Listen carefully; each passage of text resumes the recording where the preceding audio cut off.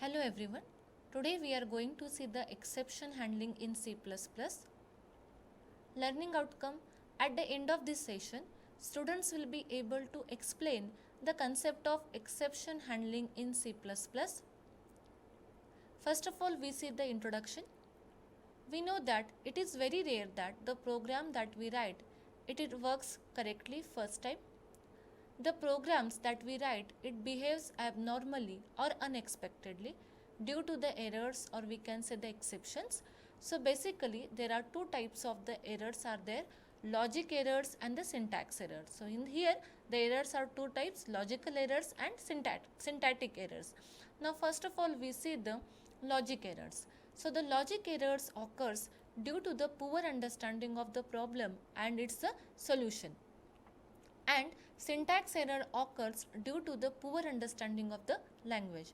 So to handle these errors, we can use the exhaustive debugging and testing procedures.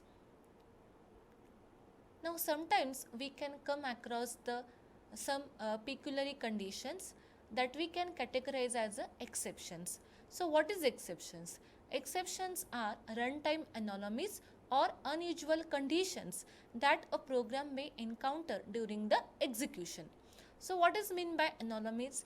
Anomalies might include the divide by zero, accessing the array out of its bound, running out of the memory or disk space, overflow, underflow. So these are the anomalies, or we can say these are the unusual conditions that occurs during the execution of the program.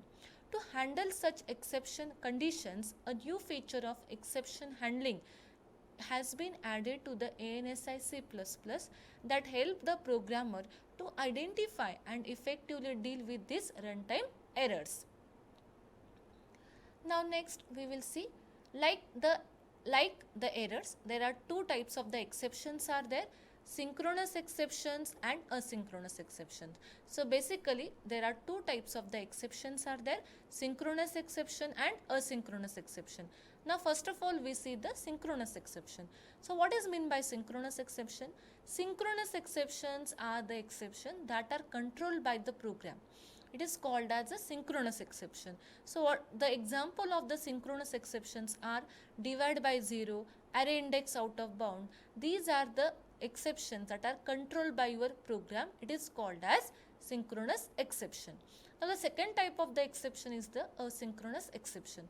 So what is meant by asynchronous exception? So the asynchronous exception are the exception that are caused by the events and that are beyond the control of the program. So this is called as a asynchronous exception. The example of the asynchronous exceptions are an interrupt from the keyboard, hardware malfunction and the disk failure.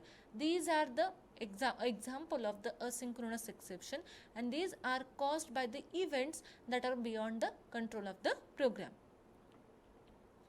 Now the mechanism of the exception handling in the C++, it deals only with the synchronous exception. Here they only handles the synchronous exception. And what is the purpose of the exception handling mechanism? The purpose of the exception handling mechanism is to detect and report an exceptional conditions so that the appropriate actions can be taken to deal with it. Now next we will see the steps that are performed in the exception handling. There are 4 steps we perform in the exception handling. Now the first step is find the problem, means what, here we have to detect the problem, or we can say the hit the exception. After finding the problem, or we can say after detecting the problem, next the second step is we have to inform that an error has occurred. So here we throw that exception. The second step is what, we have to throw that exception. This is the second step. Now the third step is the receive the error information, means what, we have to catch that exception. So here the third step is what, catch the exception. Now in the fourth step is we have to take the corrective action, means what, we have to handle the exception to execute our program correctly. So these are the 4 steps that are involved in the exception handling. So these 4 steps are summarized in the figure. Now the first step is what, hit the exception by finding the problem. After that, after hitting the exception, now the second step is we have to throw the exception by informing that an exception has occurred by using the Now next, the third step is the catch the exception.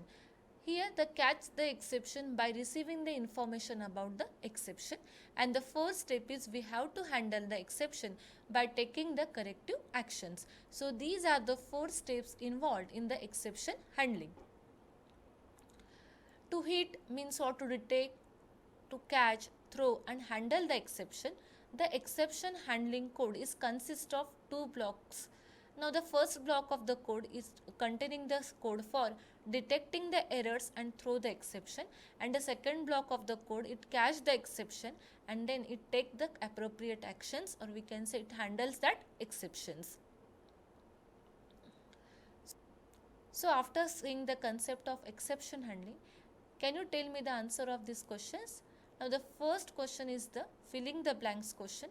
Two types of the errors are dash and dash.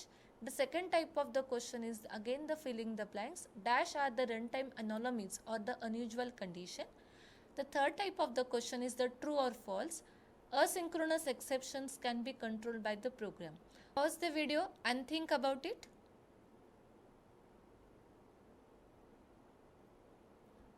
Two types of the errors are logical and the syntactic errors. Dash are the anomalies or the unusual conditions. The exceptions are the anomalies or unusual condition. And the third statement is the false statement. Now next we will see the standard exception. In addition to the user defined exception, C++ also has its own exception handling logic. Means here they use the try and catch block. So in the try block they detect the exception, after that they throw the exception, and the catch block that catches the exception and then handle that exception. So the C++ has an exception class std exception that is defined in the exception header file. So in this class there are 7 types of the exceptions are defined. The two most important exceptions are logic and the runtime errors. Now first of all we see the logic errors. The logic errors are related to the logic of the program, and the runtime errors are the errors that are detected during the execution of the program. Now next we will see the exceptions, 7 types of the exceptions. So here the first type of the exception is the logic errors, second type of the exception is the runtime errors, third type of the exception is the bad alloc, fourth type of the exception is the bad exception, fifth type of the exception is the iOS base failure, sixth type of the exception is the bad underscore type ID, and the seventh type of the exception is the bad cast. Now first of all we see the logic errors. Under the logic errors occurs in the program, logical errors in the program. So in the logic errors there are 4 types of the exceptions are there: domain error exception, invalid argument exception, length error exception and out of range exception. Now first of all we see the domain error exception. So the domain error exception occurs when the invalid function arguments are passing. So in that case the domain error exception occurs. Now the second type of the exception is the invalid argument. So invalid argument exception occurs when the invalid argument is passed to the C++ standard functions. So in that case the invalid argument exception occurs. The third type of the exception is the length error exception. So this error exception occurs when the length of the object exceeds the maximum allowable length. So in that case the length error exception occurs. The fourth type of the exception is the out of range exception. So out of range exception occurs when the array index out of range. So these are the 4 types of the exception that come under the logic errors. Now the second type of the exception is the runtime errors. So these errors occur during the execution of the program. So here the first one is the range underscore error exception. So this exception occurs when there are the errors in the standard template library container. So in that case this range underscore error exception occurs. Now the second type of the exception is the overflow underscore error exception occurs due to the overflow in the STL container. So in that case the overflow underscore error exception occur.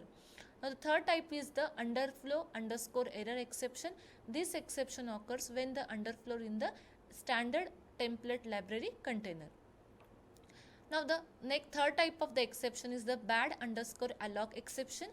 This exception occurs when the memory could not be allocated. In that case the bad underscore alloc exception occur.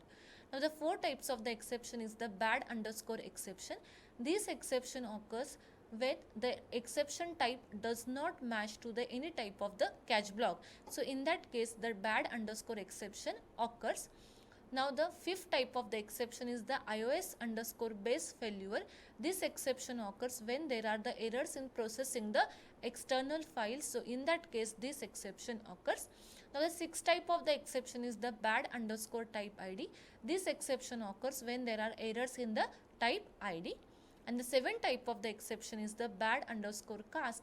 This exception occurs when there are errors in the dynamic cast. So these are the 7 types of the exception that are there in the standard exception class. These are the references. Thank you.